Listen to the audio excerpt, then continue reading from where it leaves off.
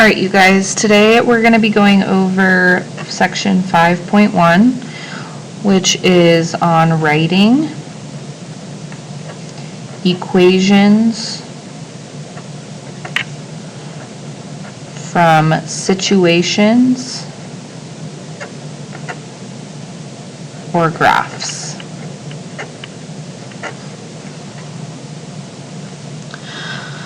When we write linear equations, we write them in slope-intercept form. Slope-intercept form is this equation right up here, y equals mx plus b.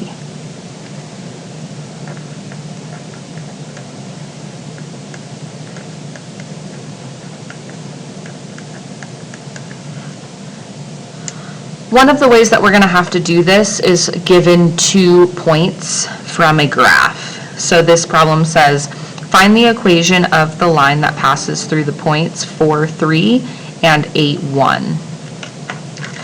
To do this, I'm going to start by labeling my points as x1, my first x, y1, my first y, and x2, my second x, and y2, my second y. As long as you're labeling x and y correctly, it doesn't matter if you label this one as the first point and this one as the second point. When you set up your problem in the next step, if you do it correctly, you should get the answer right. So step 1 says find the slope of the line that passes through the points using the slope formula. And my slope formula is given here. I'm going to plug in those values that I labeled up here into the slope formula. I like to put in some parentheses or boxes that I can just fill in. That way I don't forget to include a subtraction, especially if this next number is a negative. So first thing that's going to go in this set of parentheses is y2, which I can see is 1. y1 is labeled as 3. x2 is labeled as 8. And then x1 is labeled as 4. And I'm going to simplify to get 1 minus 3 is negative 2, 8 minus 4 is 4. And negative 2 over 4 reduces to negative 1/2 for my slope. Next, I need to choose one of the points from the problem, so one of these 2 points, and it does not matter which one. And I need to plug in the y value and the x value, along with the slope I just found, which is negative 1/2, into my slope-intercept form so I can solve for my missing y-intercept. Okay, so I'm going to start by writing slope-intercept form. And I'm going to list what I need. So I need one of my points. I'll just choose the first one, 4, 3. I need to know that x is 4 and y is 3. And I also need my slope, which I found in the previous step, which is negative 1/2. Now I'm going to plug these 3 numbers into this equation where they belong. So y is 3, m is negative 1/2. I'm going to put that in parentheses because it's right next to x, so I need to show that is multiplication.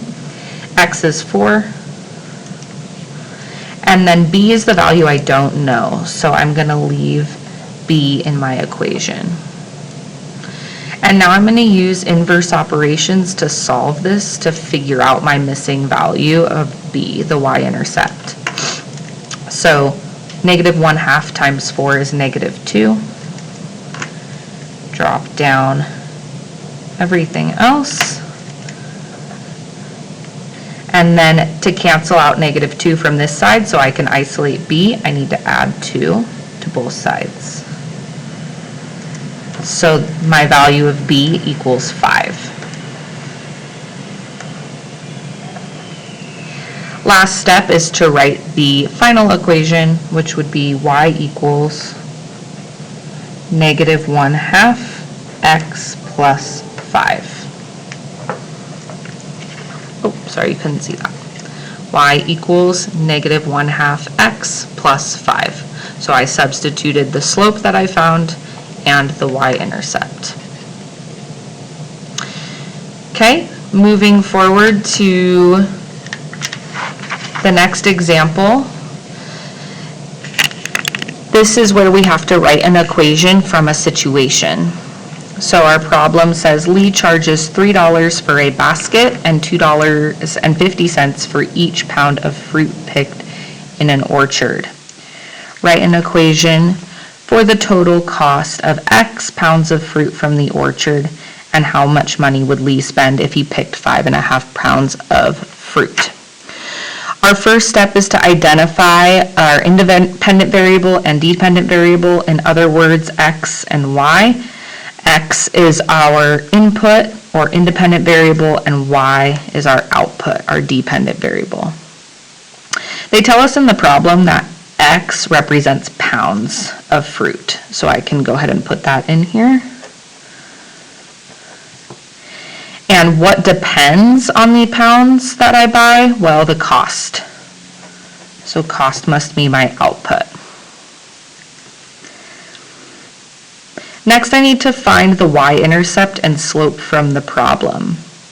So the y-intercept would be your starting amount, the initial amount when x is equal to 0. So if I don't buy any pounds of fruit, or if Lee doesn't buy any pounds of fruit, he would still need to pay $3 for the basket. So our y-intercept, our starting amount is 3. And the slope, or the cost for each pound of additional fruit picked, would be 2.5. Remember, the slope is the rate of change in the problem. So this is the number that you're going to see in a word problem that's paired with the word each or per to show that it is a rate.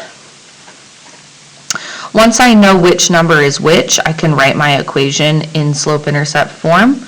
So remember, slope-intercept form is y equals mx plus b. And my slope is the number that goes with x. So y equals 2.5 x, and my y-intercept is my constant, and it goes where b is. So y equals 2.5x plus 3. I can then use my equation to answer the second part of this problem, which asks how much money would he spend if he picked 5.5 pounds of fruit. Remember, pounds of fruit is what we're calling x. So if x equals 5.5, I can plug that into my equation and figure out how much Lee spends. So I'm going to write my equation, y equals 2.5x plus 3, and I'm going to replace x with what they tell me x equals, which is 5.5. And I'm going to bring everything else down. So y equals 2.5 times 5.5 plus 3. And I get 13.75 when I multiply these two numbers together. But I still need to add the $3 for the basket, giving me a total cost of $16.75.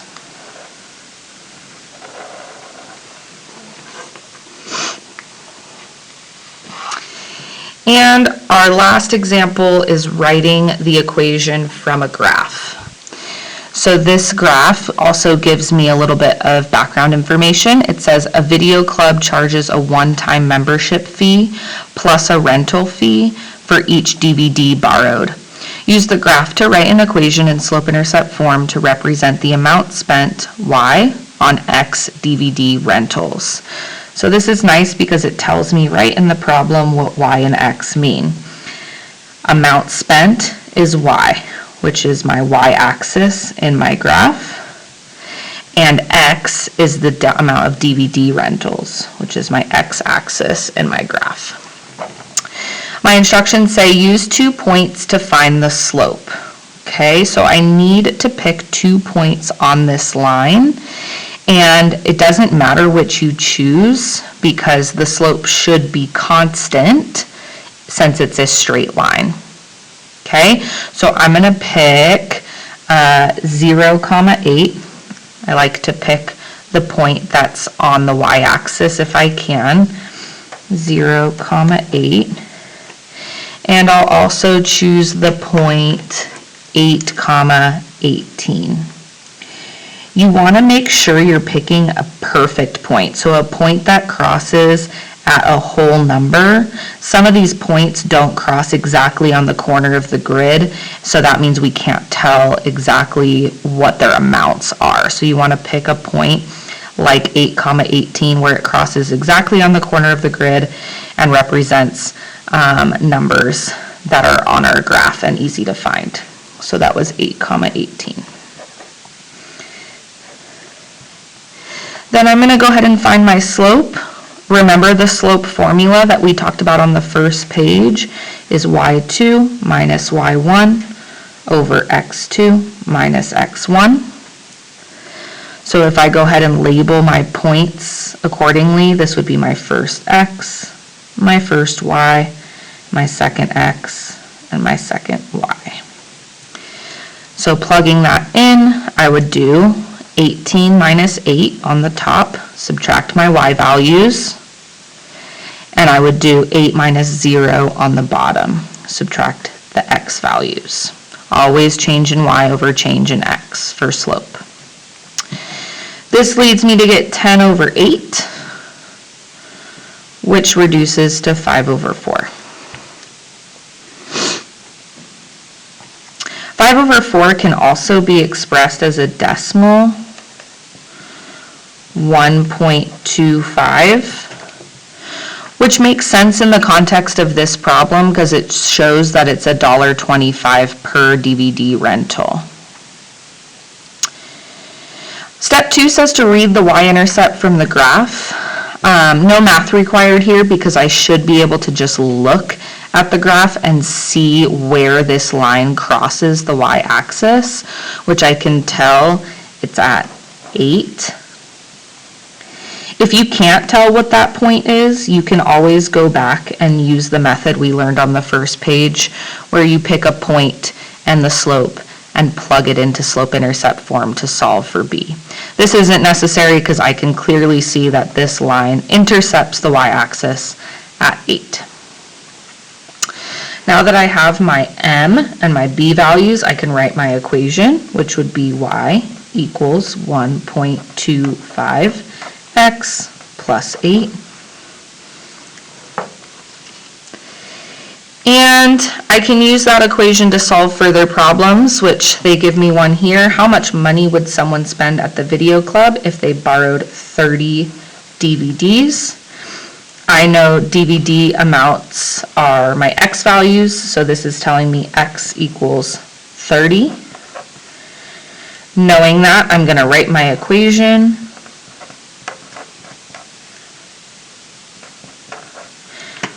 And I'm going to replace x with 30 DVDs. Bring everything else down. And now when you simplify, you should get an answer of $45.50.